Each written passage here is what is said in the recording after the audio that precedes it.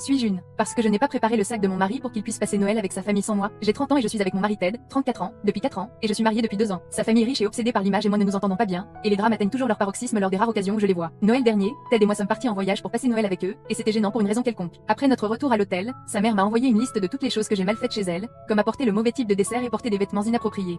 J'ai porté un chemisier et une veste en cuir et je ne me suis pas levée quand les invités sont arrivés. Cette année, ma belle-mère a seulement envoyé une invitation à Ted pour passer Noël avec la famille. Il m'a dit que sa mère ne m'avait pas invité à cause de mes points négatifs de l'année dernière et qu'elle aurait préféré qu'il soit seul là cette année. J'étais sidérée. Je lui ai demandé s'il envisageait vraiment de partir après que sa mère m'ait exclu et il a haussé les épaules et a dit oui parce qu'il n'avait jamais passé Noël loin de sa famille de toute sa vie et n'avait pas l'intention de rompre le cycle maintenant. Il m'a suggéré de sortir, d'inviter Regina, ma meilleure amie, ou simplement d'organiser ma propre fête et a dit mais rien de trop fou, capiche. J'étais contrariée, mais bon, s'ils ne veulent pas de moi, alors je ne devrais pas forcer et j'ai essayé de ne pas me sentir blessée et offensée. Hier, Ted est rentré à la maison en demandant si ses bagages étaient prêts puisqu'il était temps de partir. J'ai dit, je ne sais pas, et il était abasourdi. Il a paniqué en disant que je savais qu'il allait voyager dans sa ville natale et que j'aurais dû faire ses bagages comme je le fais toujours. J'avoue que faire ses bagages est ce que je fais, mais seulement quand nous